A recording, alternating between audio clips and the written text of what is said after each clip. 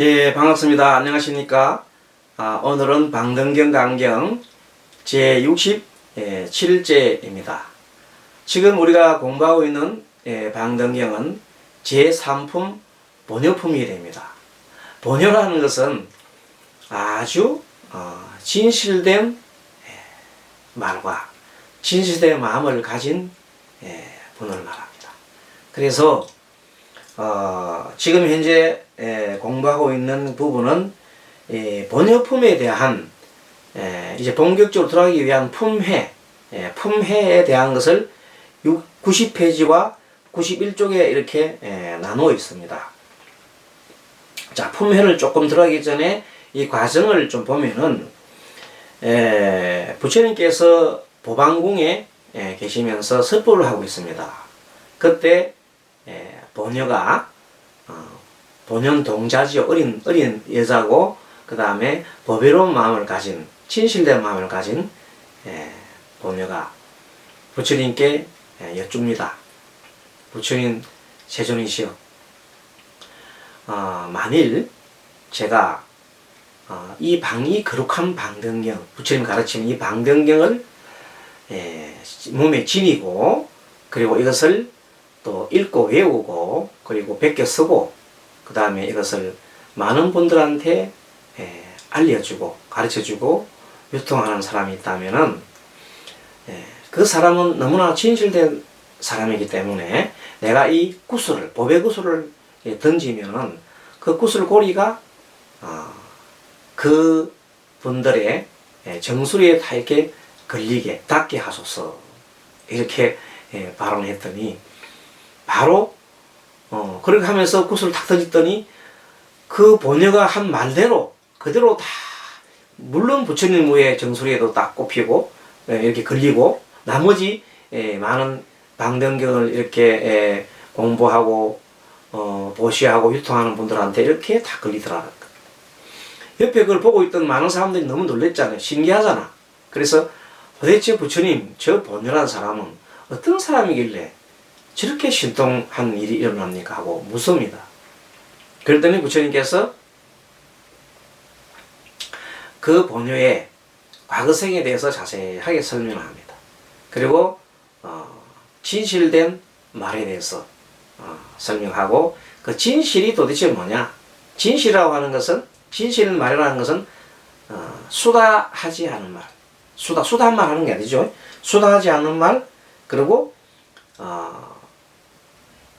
거칠지 않는 말, 수호하지 않는 말, 그 다음에 진실한 말이다, 이렇게 얘기하면서, 그리고 이와 같은 진실하면은 32가지 그 깨끗한 마음이 있다, 32가지 정에 대해서 설하십니다.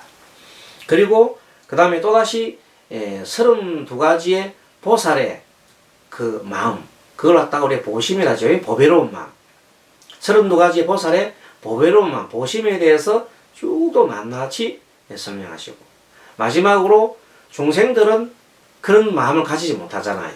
그래서 중생들은 대성의 마음을 가지지 못하는 그 사유에 대해서 또 32가지로 설명을 합니다. 설법을 하십니다. 그렇게 구성이 되어 있는 것이 방등경 제3품 본효품입니다. 이 본효품은 제5권과 6권으로 제2권, 5권, 6권 즉 2권으로 되어 있습니다. 제1품 영락품은 1권, 그 다음에 다란이 자지양 보살품은 2권, 3권, 4권으로 되어 있고, 지금 현재 우리가 배우는 본효품은 5권과 6권으로 되어 있습니다. 자, 그래서 지난 시간에 90페이지 그 하단 부분에 이런 9번의 인욕을 닦아서 참지 못하는 마음, 교만한 마음, 그 다음에 악한 마음, 이런 악한 마음 가지 않는 것을 말합니다. 그 다음 뒤바뀐 마음을 가지지 않고, 그 다음에 술 취한 마음. 사실은 보통 보면 우리가 술 취한 것을 보고 보통 아무렇게나 생각하지 않은 분들이 많은데, 사실 술을 갖다가 지나치게 먹으면은 많은 죄를 짓습니다. 물론 뭐 서로 싸우는 일뿐만 아니라 욕설하지요, 울분을 토하지요. 물론 술 먹고 스트레스 해소한다는 것도 있지만 자기만 하면 좋은데 상대편한테 그것이 닿을 때는 굉장히 힘이 드는 겁니다. 예전에 어떤 분이 스님이 되겠다고 찾아왔는데 하루 동안 있다가 스님 도와주고 일하고 막 있다가 다음날 되니까 집에 좀 갔다 오겠대요. 집에 갔다 오라고 했더니 가자마자 전화가 왔는데 술을 만취가 내가 해갖고 오르지는 소리를 하면서 얘기를 합니다. 그 사람 본래 술이 많은 사람인데 술을 먹는 사람인데 그날 하루만 저래야 술을 안 먹었더니 술 먹고 싶어서 내가 한 거예요. 그러니까 술이 중독이 된 거지요. 그래서 이제 더 이상 내가 받지 않았고 이제 거리를 두었더니 계속 틈만 나면 전화가 와요. 술 먹고 혀꼬라져가지고 그러면서 계속 자기 나름대로 뭐 그냥 개똥치락이죠. 뭐 이런 저런 얘기를 하면서 뭐 어떠고 저쩌고 자기 사량 분별로서 막 얘기합니다. 처음엔 들어주다가 나중에는 도저히 안 돼서 그냥 전화를 끊어버렸어요. 길이 아니면 가지 말라고 그랬는데 그 자비로운 마음이 아니라 그건 더 이상 대화가 안 될 사람한테는 끝까지 할 필요가 없어요. 그거는 자비가 아닙니다. 그래서 부처님께서 어떤 얘기 하셨냐면 세상에는 세 가지 부류가 있는데 하나는 연꽃이 비유했습니다. 세 가지 연꽃이 있는데 하나는 항상 연꽃이 물 위에 떠 있는 연꽃이 있어요. 또 하나는 항상 연꽃 줄기가 물 밑에 그냥 가라앉아 있는 게 있어요. 또 어떤 거는 보면 연꽃이 바람 불면 위로 올라왔다가 바람이 또 잠잠하면 바람이 안 불면 올라왔다가 바람 불면 이렇게 내려가고 이렇게 하는 바람 때문에 들랑달랑하는 그런 연꽃이 있다. 그래서 그 중에 항상 머리를 갖다가 연꽃이 항상 위로 쳐다보고 있는 거는 위로 뻗고 있는 거는 그 마음 심지가 굳어서 안 끌어줘도 저절로 그 사람은 착한 일을 하는 사람들이야. 그런 무리가 있어요. 그런 무리들을 우리는 소수긴 하지만 그런 무리들까지는 인도해 줄 필요가 없고 스스로 그런 가기 때문에 오히려 그런 사람들 자꾸 인도하는 것은 귀찮게 생각할 수밖에 없어. 그 사람들이 가만히 놔줘야 돼. 그 다음에 아예 계속 의심하고 그 다음에 계속해서 그냥 비정상적인 어떤 그 행동을 하고 술을 마시고 마약에 미쳐있고 이런 사람들은 어떻게 할 도리가 없어. 그 사람들 완전하게 뭐가 돼서 이제 천지가 개벽돼가지고 자기 환경이 확 바뀔 때까지는 그런 인연이 돌아올 때까지는 말해봐야 속이 경일기라. 그래서 할 필요가 없다는 겁니다.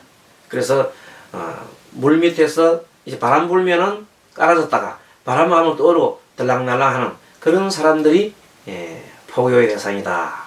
법을 전해줄 대상이다. 이렇게 말씀하실 겁니다.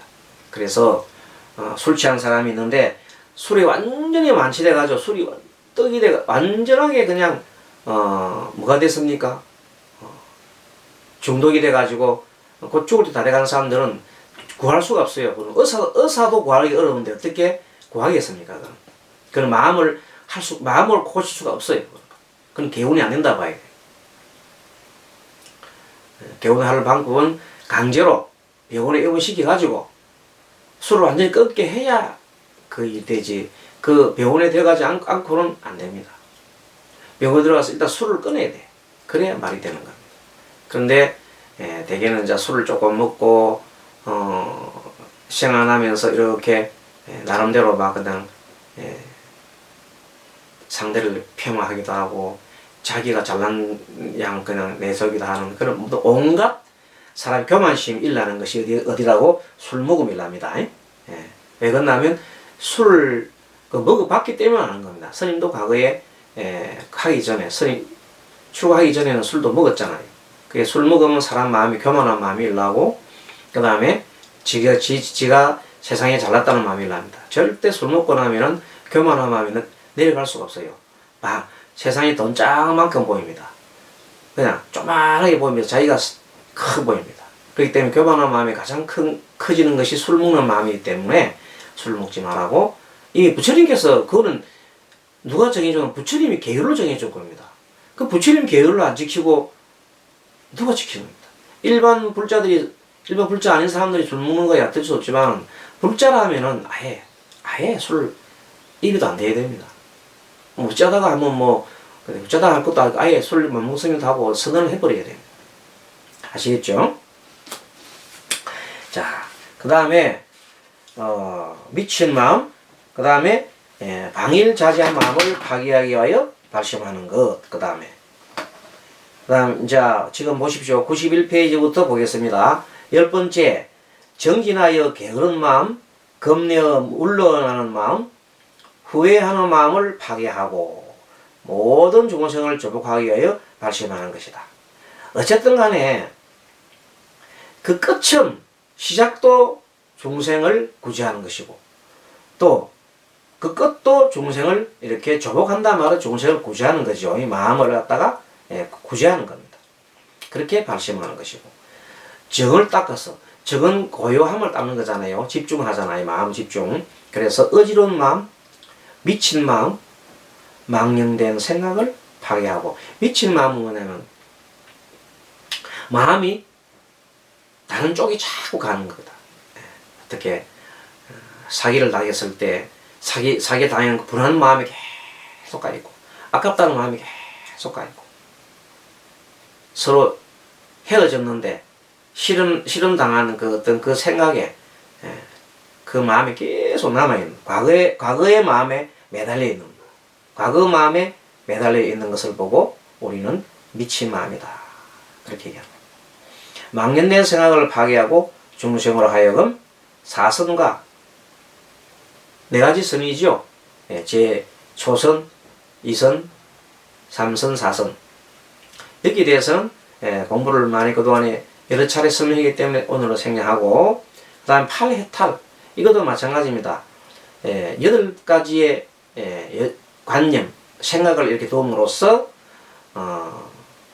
오욕경계, 5가지의 그 욕망, 그리고 경계를 갖다가 비우고 버리고 번뇌를 끊어서 결국에는 아라한이 되는 거죠.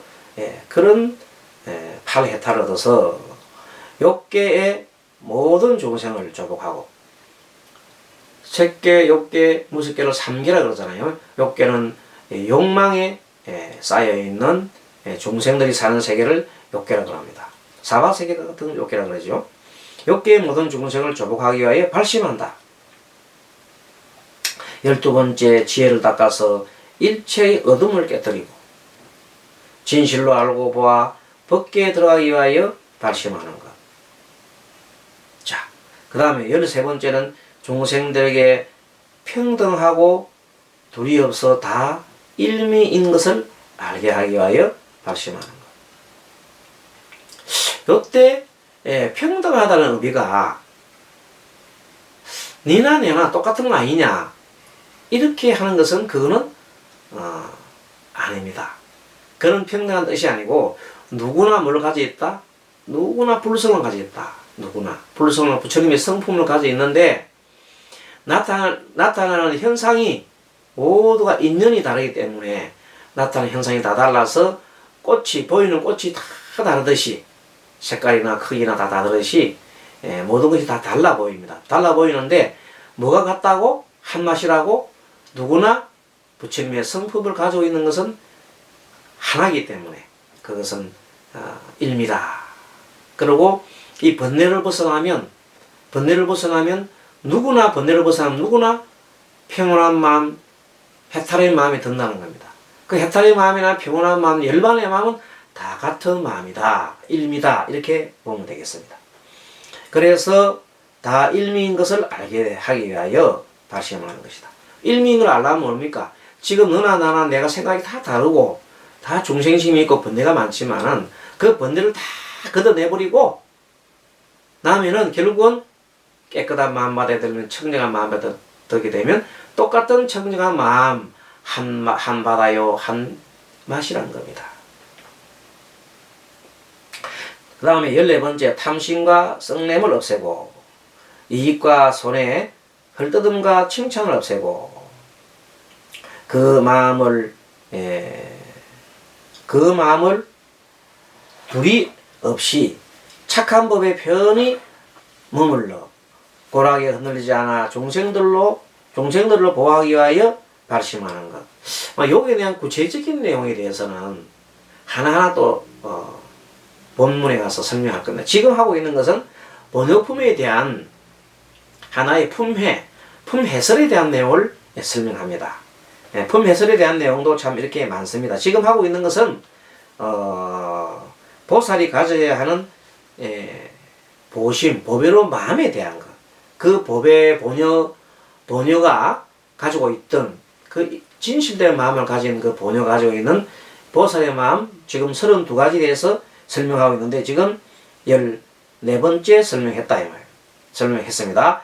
15번째, 겁내거나 두려움이 없고 매우 깊은 12인연을 알아서 일체의 소견을 떠나게 하기 위하여 발심하는 것. 그리고 15번째, 지혜와 공덕을 장엄하면서 만족하는 생각을 얻게 하기 위하여 발심하는 것. 여기서 만족하는 생각이라는 것은 나태한 생각을 말합니다. 더 공부를 해야 되는데 공부를 하지 않고 그 현재 거기서 머물러 있는 그런 것을 보통 우리가 만족하다는 그런 개념이 아니고 나태한 그런 개념으로 보면 되겠습니다. 17번, 부처님을 보고 항상 법 듣기를 떠나지 않게 하기 위하여 말씀하는 것. 부처님 보면 부처님한테 항상 법을 들어야 된다. 지금 부처님이 가고 안 계시지만 항상 우리가 열린 마음으로 보고 있으면 마음속에서 온 세상에서 모든 것을 부처님 이 법음을 전해주고 있습니다. 부처님 법음이 뭡니까? 삼법인이다. 삼법인. 무상과 무하고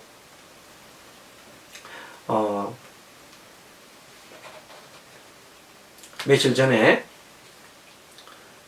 스님이 존경하는 그 사님께서 이제 86세의 나이로 돌아가셨습니다. 근데 그 사님께서는 금강경을 이렇게 외울 정도로 잘 하시고, 그 다음에 법화경도 이렇게 공부를 많이 하시고, 평상시에 행동 중에서 가장 뛰어난 게 보면 자식들을 뭘 하는 법이 없습니다. 누가 뭘 해도 항상 긍정적으로 이렇게 받아주시고, 어찌 보면 자애로운 어버이와 같은 분이십니다. 근데 그분이 그래도 86세니까 이제 몸이 이렇게 한 해 늙어가는 그것을 스님이 쭉 지켜보고 있잖아요. 그러다 금년에 4월 초발에 오셨는데 보니까 몸이 많이 이제 이렇게 이제 부서지는 거죠. 마음이 이렇게 기울어지고 있는 모습이 보입니다. 무상한 이 몸이 얼마 가지 않겠구나 하고 있었는데 4월 초발 지나고 뭐 얼마 안 돼서 지금 올해 운명하셨잖아요. 그걸 보고 참 누구나 저렇게 무상하게 몸이 떠나는데 그 무상함을 보면서도 한편 무상하니까 막 살아야 된다는 게 아닙니다. 무상하니까 더욱더 마음을 챙기고 잘 살아야 합니다. 근데 그 사님께서 어떻게 마음을 챙기셨나 하면은 이제 몸이 자기가 완전히 무너지는 것을 스스로가 이제 아십니다. 아시니까 그동안에 많은 분들이 한테 고마웠잖아요.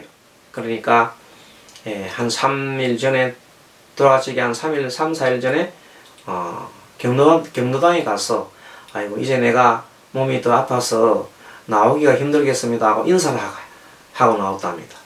그리고 이제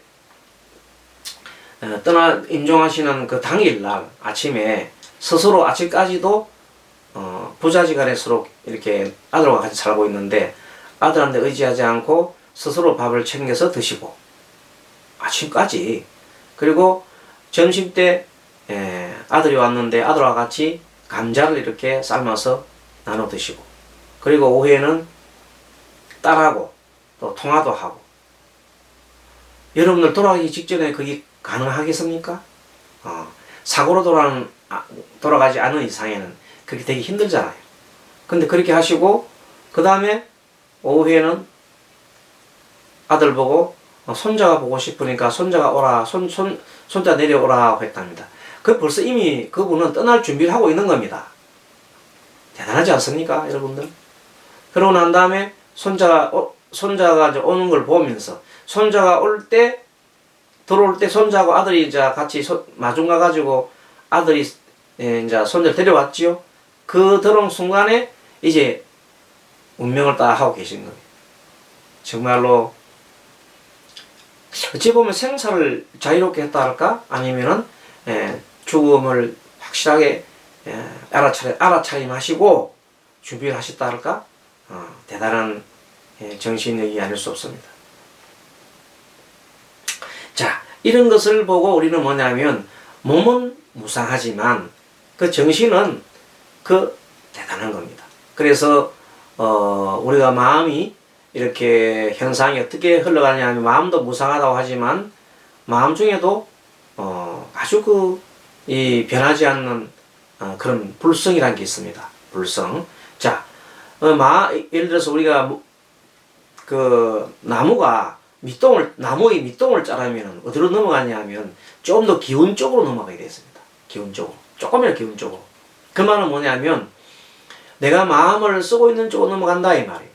그러면 아까 저게 그 사례에 들었던 그 거사님은 마음이 너무나 평온한 상태에서 임종을 맞이하는 겁니다.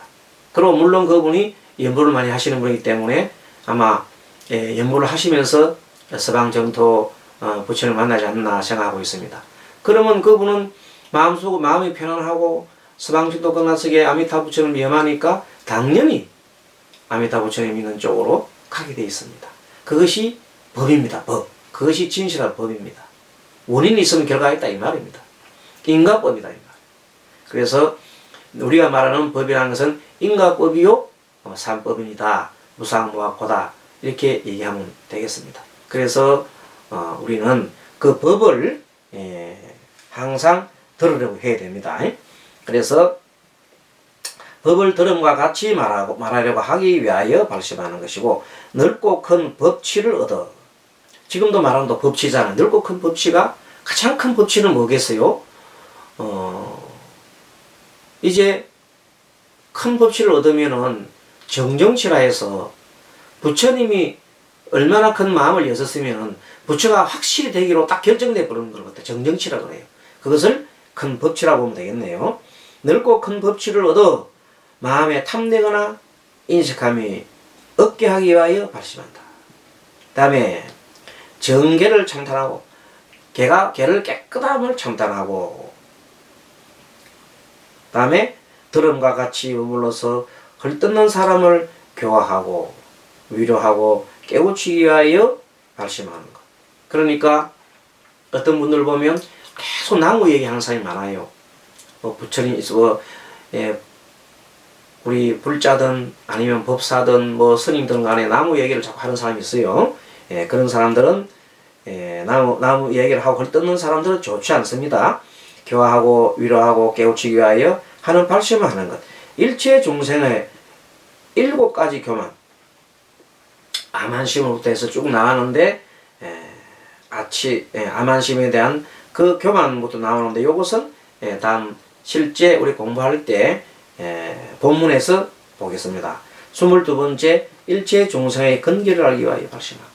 참 근기를 안다는 게 참 중요합니다. 그 사람 마음을 좀 알아야 거기에 대한 답변을 해놓거든요. 그래서 근기를 알아내기 위한 여러 가지 방법도 있는데 그 중에서 우리가 큰 부처님 같은 큰 신통을 가지고 타심통을 얻으면 제일 좋겠지만 그렇게 못하는 경우에도 또 근기를 아는 법이 좀 있습니다. 그것이 뭐냐면 인문학에서 심리학, 불교 심리학, 또 일반 우리 말하는 서양 심리학 이런 것들이 공부를 해놓으면 좋습니다.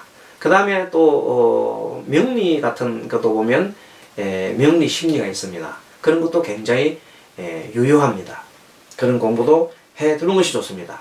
학문적으로 해두면 나중에 근기를 파해서 중생들을 이렇게 좋은 길로 인도할 때 아주 필요하게 쓸 수 있습니다. 요긴하게 쓸 수 있습니다. 모든 악마, 악업을 깨뜨리기 위하여 발심하는 것. 또 중생들이 안락을 베풀기 위하여 발심하는 것.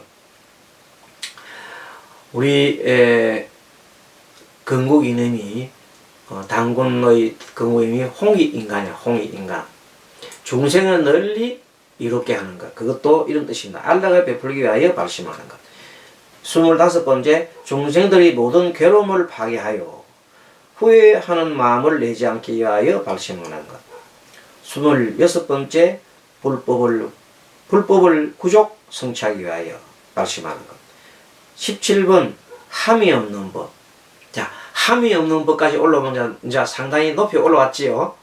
이거 금강경에서도 가르치는 법이네요. 일체의 무상, 고 뭐를 알고 떠나지 않아서 싫어하거나 후회하는 마음이 하기 위한 발심하는 것. 일종의 공성을 얻게 하는 겁니다. 공의 마음, 중도의 마음입니다. 28번째, 일체의 보리 돕는 법을 절경히 닦기 위하여 발심하는 것.